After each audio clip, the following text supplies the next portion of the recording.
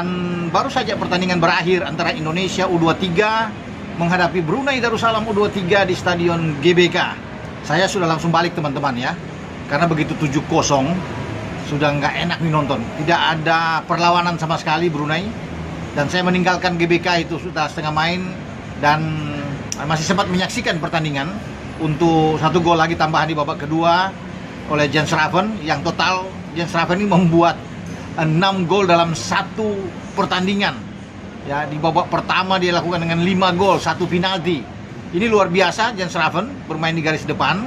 Ya, terlepas lawan kita Brunei, tapi saya tidak juga menduga bahwa kita akan menang dengan skor yang begitu telak. Skor ini menggambarkan bahwa kita memang siap untuk mengarungi perhelatan di ASEAN Cup U23 ini. Mestinya bahkan kita bisa menang di babak pertama itu. Saya catat ada 10 gol, tapi cuma 7 gol yang lahir. Karena peluang demi peluang tuh banyak di depan gawang Brunei. Ya, kalau kita sudah menang dengan 10-0 akan jauh lebih aman. Ya, di babak keduanya 1 gol tambahan dan Gerard Vandenberg melakukan 5 pergantian. Ya, dia menarik bahkan 4 pemain sejak dari awal ya. Termasuk Donitri, Rahmat Arjuna, dia tarik ya, Arkan Fikri juga dia sudah tarik dari awal, dan Raihan Hanan juga dia tarik ya di babak pertama. Kalau bisa melihat dari komposisi pemain-pemain yang ada, bahwa Robby Darwish juga ditarik di babak kedua ya, dan dia memasukkan pemain-pemain seperti Yavi Yardan, dan dia masukin Dominikus Dion, yang ada Firman Juliansa, dia mainkan juga ada Altaf Indi, dimainkan Frankie Misa.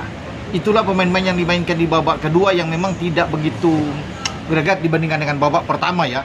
Kita begitu kuat dalam penguasaan bola, dan kalau bisa melihat memang wajar kita bisa menang melawan Brunei Darussalam, karena kita sudah melesakkan lebih dari 21 tembakan, ada on target begitu banyak di sana. Kalau Brunei kan hanya sedikit sekali, tidak ada on target mungkin yang dapat di sana. Kita penguasaan bola sangat tinggi ya, mungkin 70% tuh bahkan lebih ya kalau bisa dikatakan di sini melawan Brunei.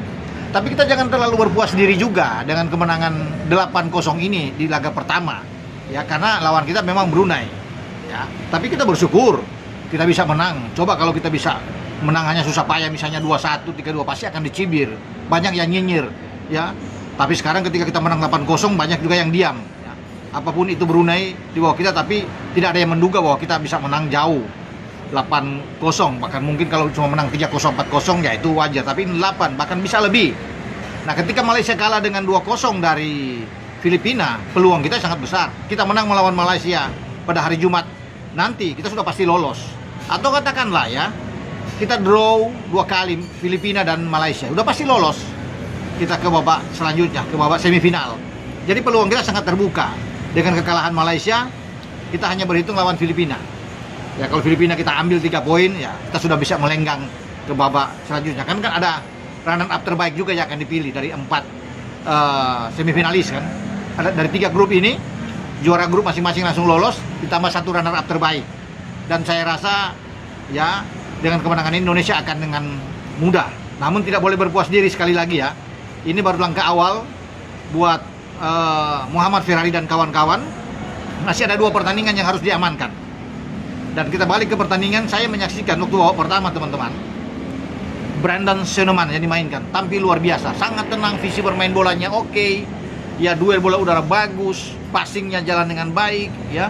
Ini luar biasa. One on one berhadapan dengan lawan susah untuk melewati Brandon ya, yang berpasangan dengan Muhammad Ferrari. Ini sangat baik sekali. Tony Firmansyah semua bermain, Arkan Fikri tengah, Raihan Hanan memperlihatkan kelas permainan yang sangat baik. Manuver-manuver dari Doni Tri di sayap kiri juga oke ya. Ahmad Maulana juga bermain sangat baik. Rahmat Rahmat yang bermain di sisi kiri ya, melebar untuk bisa membantu. Jens Raven juga tampil oke.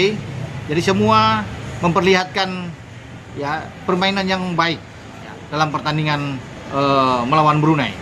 Tapi kita masih bisa ya mencetak gol lebih banyak sebenarnya. Apalagi di babak kedua. Sayang sekali memang kita tidak bisa menambah gol sebanyak mungkin ya. Ya. Sebenarnya untuk 1 lusin pun kita bisa dapat. Ketika 7-0, saya membayangkan ketika saya balik itu 7-0. tambah dengan ya 6 gol lagi, 5 gol lagi, itu pas 12. Itu satu lusin yang kita bisa dapatkan. Tapi oke lah, kita harus bersyukur sekali lagi kita bisa memenangkan laga pertama ini dengan gemilang. Dengan saya Bung Ropan,